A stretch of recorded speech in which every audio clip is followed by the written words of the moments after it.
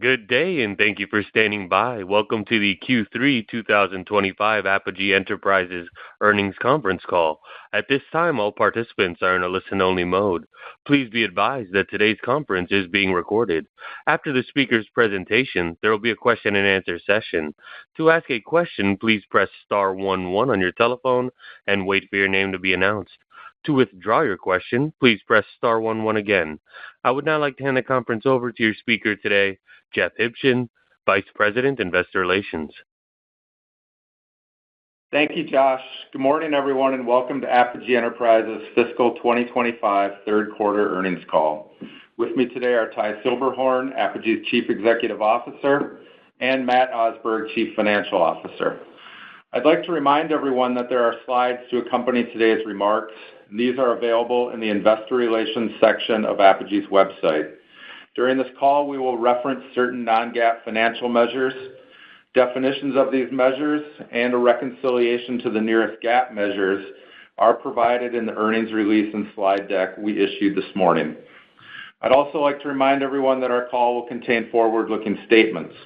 These reflect management's expectations based on currently available information. Actual results may differ materially.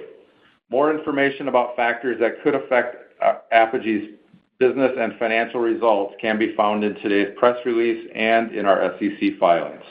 With that, I'll turn the call over to you, Ty. Thank you, Jeff. Good morning, everyone. Thanks for joining us today. This morning, I'll share a few highlights from the quarter, discuss what we are seeing in our end markets, and touch on how we're working to position the company for growth.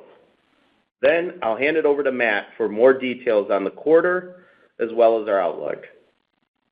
Let's start with the quarter highlights on page 4 of our presentation. Revenue in the quarter was in line with last year, despite seeing continued pressure from soft end market demand in non-residential construction. As expected, this softness is primarily impacting our framing and glass segments. As volumes declined in glass and framing, we saw their margins moderate compared to the first half of the year. Services continued to deliver positive sales and margin results as we executed projects in our backlog. Services year-to-date adjusted operating margin is now 7%, within our 7 to 9% target range. The most notable highlight in the quarter was closing the acquisition of UW Solutions. The team is executing our integration plan, and we are encouraged by the early progress. I'm very optimistic about how the team is coming together and the opportunities they see to leverage their shared capabilities to drive growth. Even after funding the acquisition, our balance sheet remains very strong, and we are well positioned to continue to deploy capital to drive shareholder value. We are actively cultivating our M&A pipeline, evaluating opportunities to add differentiated products that fit with our strategy and will be accretive to our long-term financial profile. Now let me offer some comments about the non-residential construction market. As I mentioned earlier, non-residential new construction remains challenging. Leading indicators such as the Architectural Billing Index have pointed to a contracting market for 20-plus months. We have and continue to see this softness in framing systems over the past several quarters, and more recently with awards slowing in our architectural glass segment. I will note that ABI has improved the past 2 months, which may signal a positive inflection point in the trend. The picture across different building types within non-res construction remains mixed. Interest rate-sensitive sectors like office, commercial, lodging, and multifamily housing have been weaker, while verticals like education, healthcare, and transportation continue to see growth. Across our architectural segments, we've continued to shift our mix toward the verticals with the highest growth opportunities. Notably, institutional projects, including healthcare, education, and government, are now the largest share of our backlog. Most industry forecasts call for a continuation of these trends in calendar 25. For example, slide 5 in our presentation shows FMI's forecast for 2025, which now reflects 1% growth in the overall market, with continued declines in interest rate-sensitive verticals, and growth in institutional verticals that also benefit from government funding. We continue to take the view that the downturn in construction will be short and shallow. Most likely, we will continue to see pressure through the first half of our next fiscal year, primarily in glass and framing. Services will be executing a backlog that has been secured for much of our fiscal 26. Regardless of what happens in the overall market, our goal remains to outperform the industry. Over the past several years, we've built a much stronger operating foundation, driving sustainable improvements across our business, and our team has demonstrated that we can deliver margin expansion and earnings growth even without meaningful market growth. We are also now executing acquisitions as a growth lever to further enhance and transform our business, providing us with exposure to higher growth areas and higher margins. As we move forward, we intend to build on this foundation to drive long-term profitable growth. We will continue to diversify our sales mix, focusing on the best market opportunities. Within our architectural segments, this means continuing to shift towards sectors of the market with higher growth rates. Most importantly, we will leverage the capabilities of UW Solutions to further expand into attractive market adjacencies. We are seeing positive momentum in industrial flooring, which gives us significant exposure to R&R in addition to new warehouse and distribution center opportunities overall. We will continue to look for acquisition opportunities that accelerate our growth and further diversify our business mix. We will do this while maintaining our focus on productivity, execution, and cost management. These have been the foundation of our improvements over the past few years, and we continue to focus on these areas to ensure we perform at a high level. Fiscal 25 marks the end of the 3-year plan we shared in November of calendar 21. As you would expect, our leadership team is working to build the next evolution of our strategy. The new plan will leverage our strong operational foundation, but place a bigger emphasis on driving growth while continuing to expand our margin profile.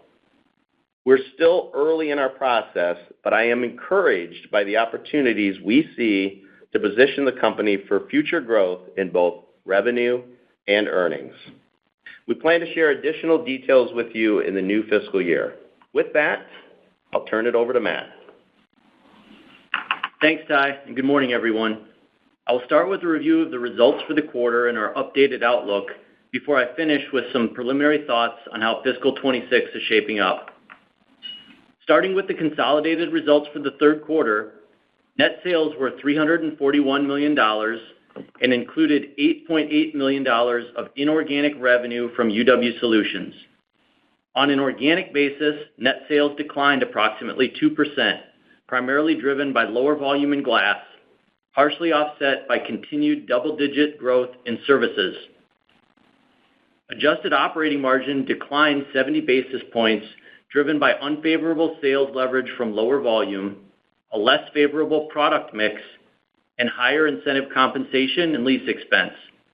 These drivers were partially offset by a more favorable mix of projects and services and lower insurance-related costs.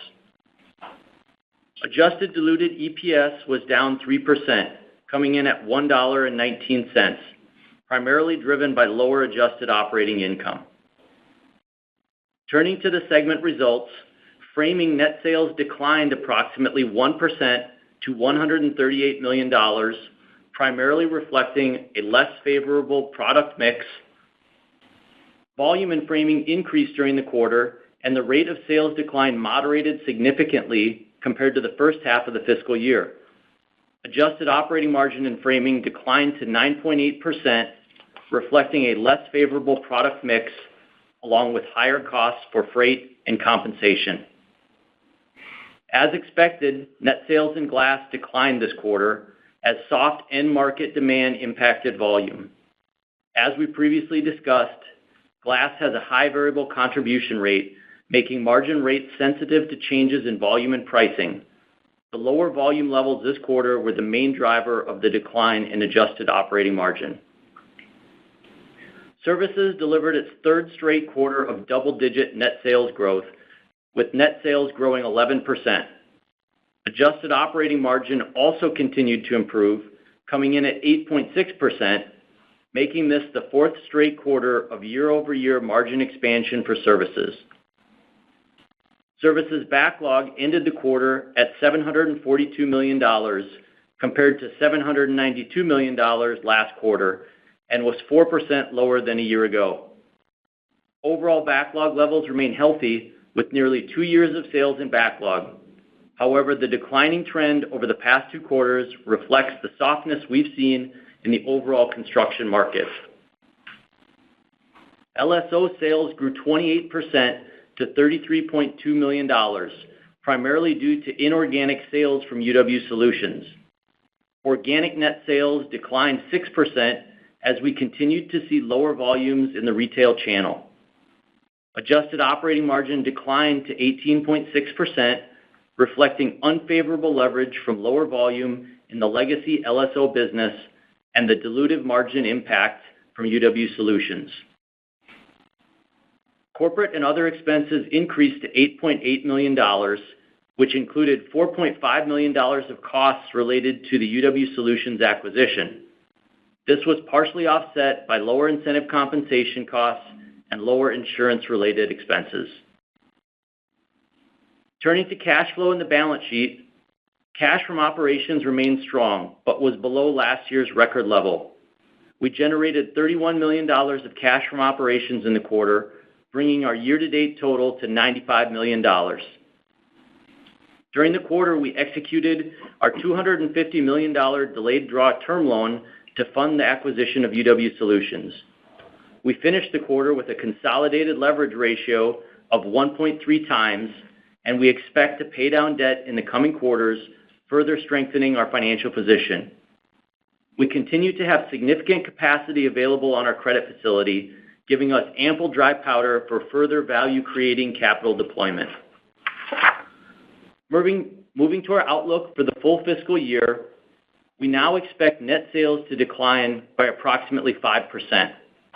This includes the impacts of approximately $30 million of incremental net sales from the UW Solutions acquisition, as well as lower than expected volume in the fourth quarter, primarily in the framing and glass segments. Also, as a reminder, the fourth quarter will have the comparative impact of the incremental 53rd week of activity in fiscal 24. We continue to expect full-year consolidated adjusted operating margin will be approximately 11%, primarily driven by the strong margin performance in the first half of the year. We expect adjusted operating margin to decline sequentially in the fourth quarter, primarily due to the impact of lower volume and pricing pressure in glass and framing. We expect that full fiscal year adjusted operating margins for framing, services, and LSO will be within their respective target ranges, with glass finishing in the high teens for the year. We now expect full-year adjusted diluted EPS will be at the bottom of our range of $4.90 to $5.20. This includes approximately 5 cents of dilution related to the UW Solutions acquisition and the impact of lower than previously expected volume in the fourth quarter in framing and glass. We continue to expect an effective tax rate of approximately 24.5% and now expect full-year capital expenditures of $40 to $45 million. Looking ahead to fiscal 26, we are currently working through our budgeting process and expect to provide an outlook for the new fiscal year on our call in April. However, I thought it would be helpful to share some initial perspectives on next year. We are continuing to monitor economic and market trends and evaluate the potential impacts on our business. As Ty described, most forecasts call for continuation of current market trends. However, as more recent forecasts have been released, growth estimates for calendar 25 have consistently been revised downward. We also see more uncertainty in the market with the incoming presidential administration and potential for several significant policy changes that could have wide-ranging impacts on non-residential new construction.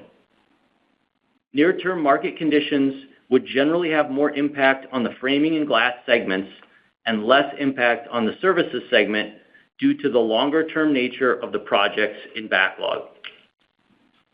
In LSO, we continue to expect that UW Solutions will contribute approximately $100 million of net sales at an adjusted EBITDA margin of approximately 20% and will be accretive to adjusted diluted EPS. We also see an opportunity for organic growth in LSO as retail channel volumes recover and as we pursue growth in adjacent markets, leveraging the capacity investments we've made. From an adjusted operating margin perspective, based on the sustainable performance improvements we've achieved and a continued focus on executing our strategy, we see an opportunity for all four segments to be within their target adjusted operating margin ranges for next year. We have, however, identified some potential fiscal 26 operating income headwinds that we expect to put pressure on EPS growth. Glass margins are expected to moderate from the high teens in fiscal 25 to be within the segment's long-term range of 10 to 15% in fiscal 26.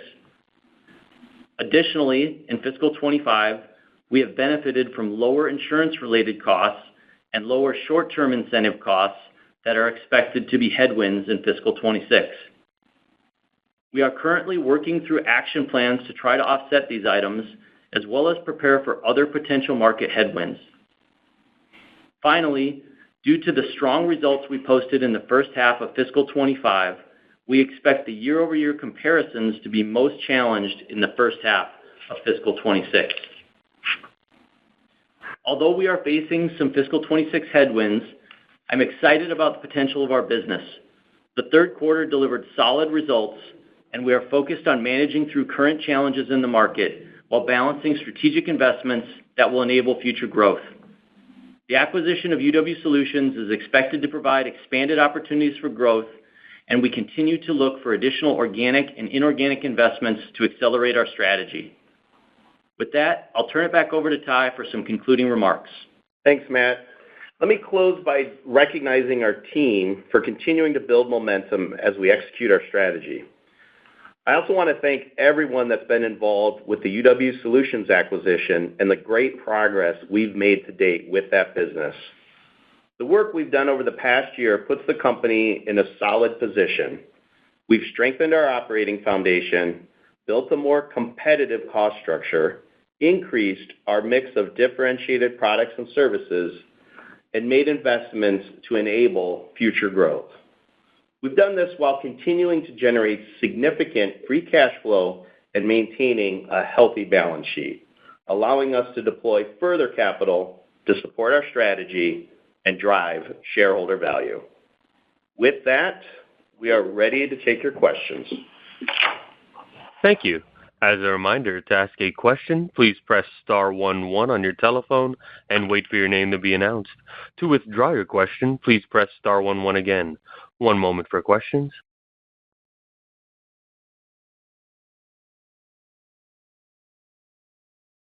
Our first question comes from Julio Romero with Sidoti & Company. You may proceed.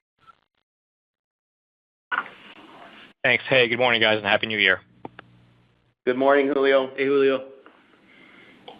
Hey, good morning. Can we maybe start with the glass segment a little bit and talk a little bit about the in-market weakness you're seeing there? How are price and mix holding up in the segment? And then secondly, how much lower should we be modeling 4Q sales dollars in glass relative to 3Q? Because I think the guide implies some sequential step down from 3Q. Yeah, good questions, Julio. So I think what you're seeing right now, especially in Q3 in glass, is more pressure on volume. The price is still kind of holding up, but my expectation is, price will continue to be under pressure as volume pressure continues. And, we do expect volume to continue to be under pressure in Q4 as we kind of laid out today. In terms of how to think about it, I mean, we talked about volumes coming down in Q4 primarily in framing and glass. I'd say the most of that, is in framing, but there is some in glass that's going to be due to pressure on price and volume. And, I think just from a run rate perspective, I think it's something in the ballpark of around Q3, maybe a little bit above, maybe a little bit below, depending on how things shake out. But, Q3 is probably a good benchmark for Q4. Got it. That's very helpful. So I guess we should be thinking about a greater step down in the fourth quarter from a volume perspective in framing than we should be in glass. Is that fair?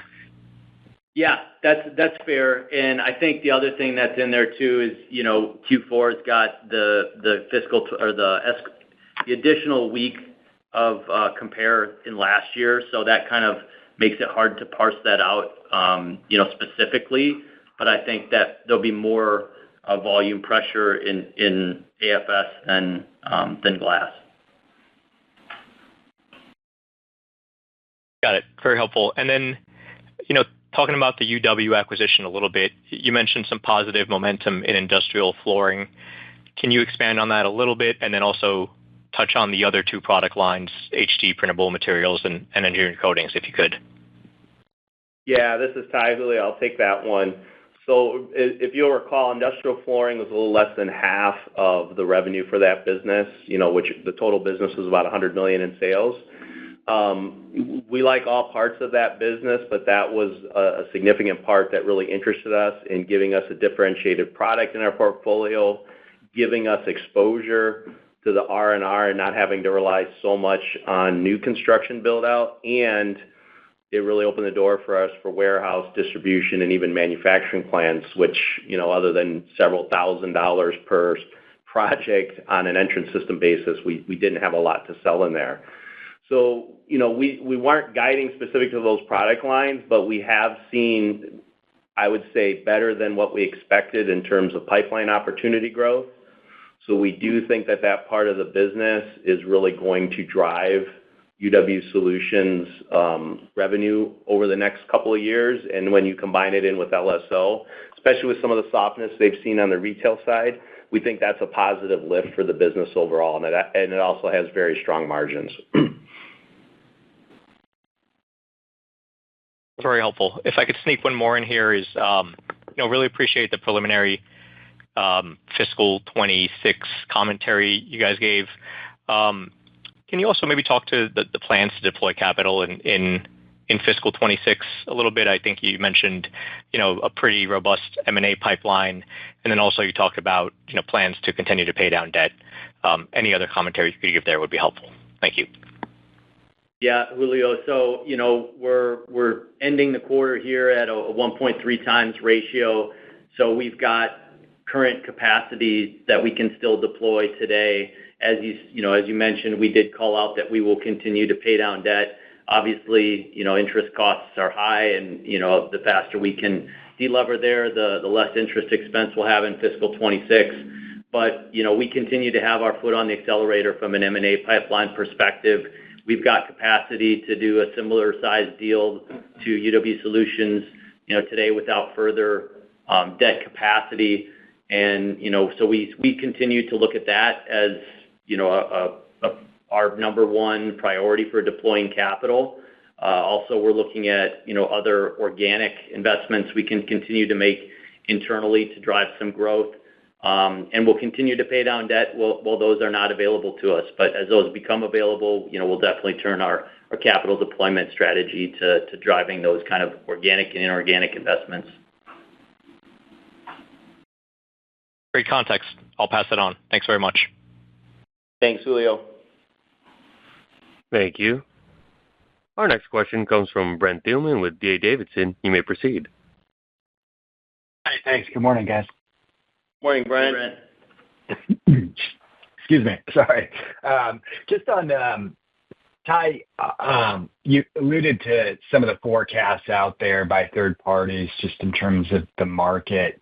But your services business, I think, is one of those areas in the company that it has longer lead times, gives you some visibility. Are the trends that you're seeing in terms of sort of bookings or quotes, anything, any other KPIs within that business sort of aligning with what some of the third-party forecasts suggest about the market? Are they worse? Are they better? Just be kind of curious what you're seeing in terms of underlying demand trends in that business. Yeah, they would say it's aligning. We're not guiding yet for next year, but I think as we look at their backlog and how fiscal 26 is shaping up, they're probably going to demonstrate that they'll outperform the market a little bit. Even if they, let's say, were flat year over year, we would see that as a win with everything else we're seeing in kind of the core project types. And that's a little bit of the flight to quality. We're certainly seeing that as the markets have tightened up. They're getting looks and even second looks on some projects as a result of that. Does put a little pressure on their margin because as projects, fewer projects, there's more people chasing fewer pieces of the pie. So there is a little bit of pressure there, but they've been executing on the productivity side that got them back into that 7 to 9, and we expect they'll be operating within that 7 to 9% target range.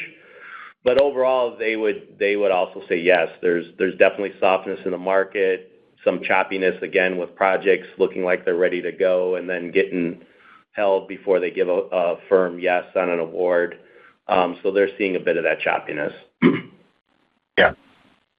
Obviously the glass segment margins kind of reverted back to your target range this quarter. You've been saying that all along, and that should eventually happen. Does the profile of new orders you're seeing in kind of this weaker market give you the confidence to stay within that target range? Matt, I know you did allude to fiscal 2026. You expect to do that.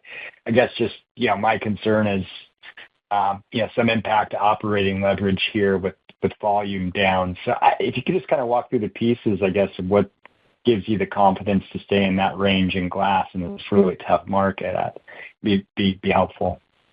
Yeah, no, it's a good question, Brent. But yeah, you did pick it up. I mean, we are seeing a path for glass to be in their target range next year, and like you said, they're going to be in the high teens this year. So even moderating into the middle of that range is a significant decline. But going back to your question is, we've made real structural change in that business in terms of the productivity that we've got, the efficiency we've got, and the way we go to market and the type of projects that we try and go after, as well as, looking at the value add that we can provide. So, we believe that 10% is a floor for that business, even in a challenged top line year, and that we've got, a real structural change built into that business from where it was 3 or 4 years ago, that we can be within that 10 to 15% range, even in a year with got some top line headwinds. Yeah, and I would echo that. If you just look at the quarter, I mean, year over year, a little more than 20% decline in revenues and still delivered 14% plus on the operating income side, on the EBIT side. So I think that is evidence of what Matt just said. If we're looking for proof points within that we do expect the high value add products, we are seeing pressure there. So not only, volume from a bid perspective, we see coming down, and they really started to feel that this quarter, and they can see that in the next couple of quarters. But they're also seeing pressure of, hey, we really wanted to have 3 or 4 of those additional high value adds in that insulated glass unit, but we're trying to get this project to get green lighted, and we're trying to shave some dollars, so maybe we can only afford to pay for 2 or 3 of those high value adds in the IGU. So that affects mix a little bit.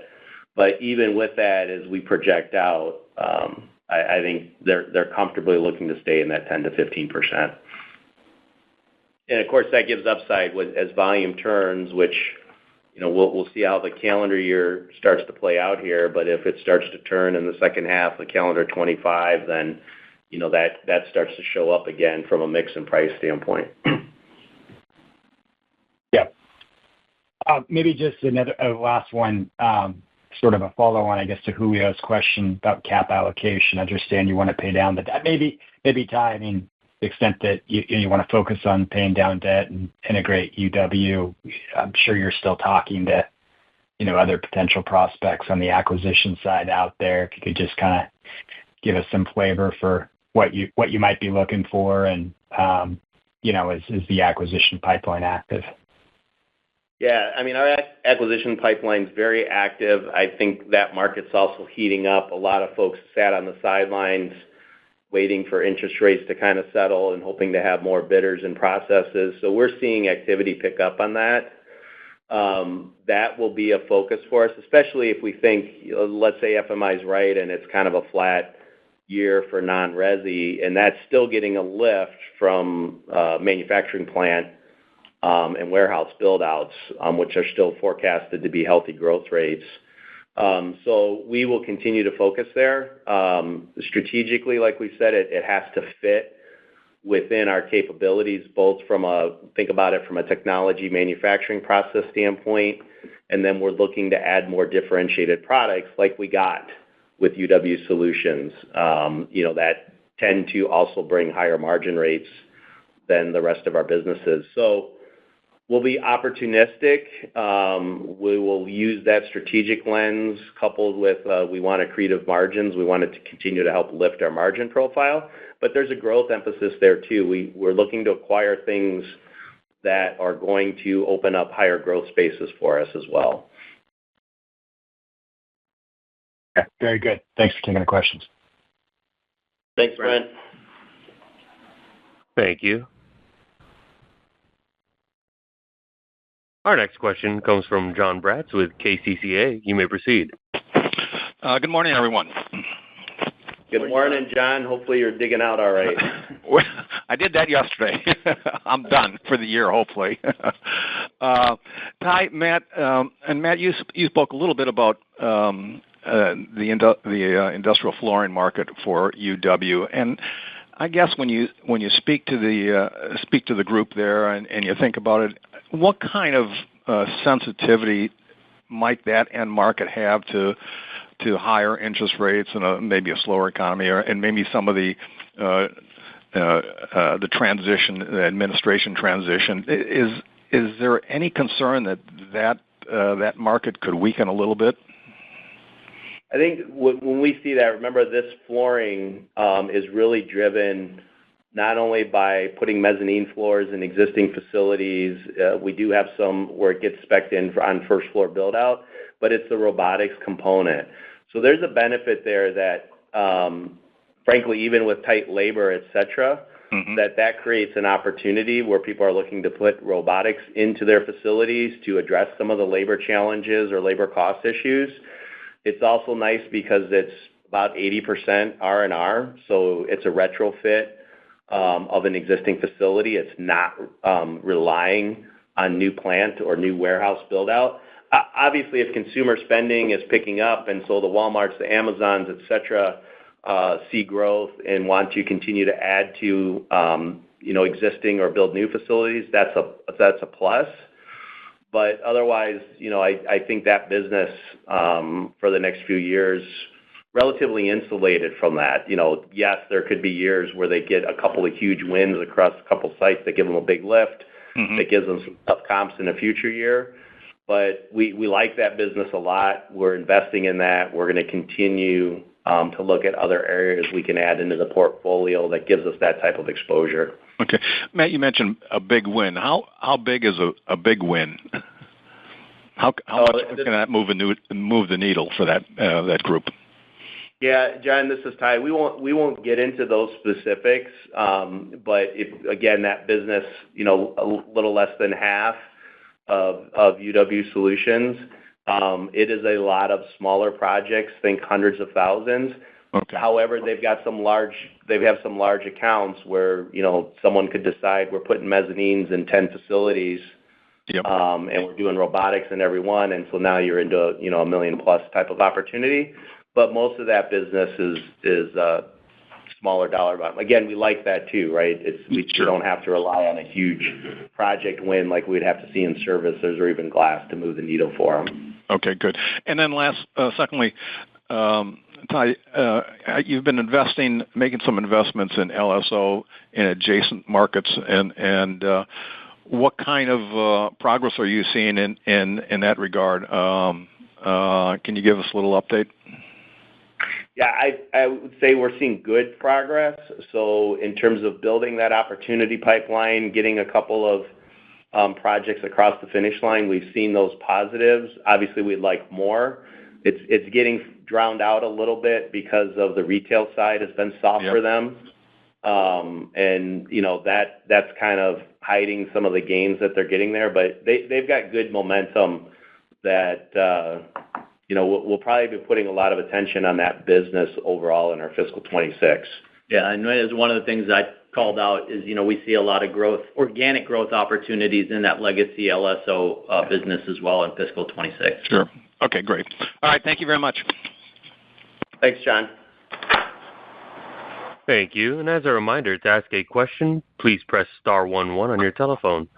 Our next question comes from Gowshi Sri with Singular Research. You may proceed. Good morning, guys. Good morning. Yep.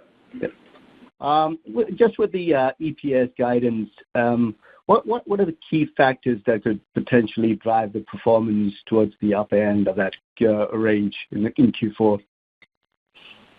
Yeah, so Gowshi, this is Matt. We tried to be pretty thoughtful in directing people towards the bottom of that range for the year, which obviously all that plays out in Q4.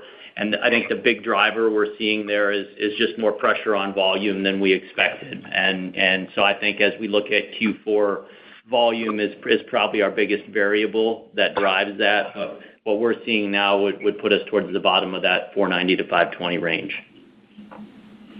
Okay, thank you. In terms of the UWS progress, can you give me a little more color on what synergies you're expecting? And I think you had like a target of $100 million contribution for FY26. Any update on that? Yeah, so for F26, we're still projecting that we're going to have a $100 million contribution from UW Solutions at about a 20% adjusted EBITDA margin, and we do expect that to be accretive to EPS next year. And we have outlined that we are trying to achieve $5 million in synergy targets as we move through the next 12 to 18 months as we look at bringing in the business. We've already started to realize some, but we're working through the integration process here, and I'd say we're on track is where we expected to be. Okay. In terms of the market conditions and the changes for your long-term operating margins, I'm sorry, I might have missed this, but any particular number for the architectural framing that you're putting out on an update? So framing, for this year, we expect framing to be within its 10 to 15% range, and next year we see the opportunity for them to be in their long-term range as well in fiscal 26. Awesome. That's all I have for that. Thank you, guys. Thank you. Thank you. I would now like to turn the call back over to Ty Silberhorn for any closing remarks. Thank you again for joining us today, and we look forward to providing you with another update in our April call as we close out our fiscal 25. Have a great rest of your week. Thank you. This concludes the conference. Thank you for your participation. You may now disconnect.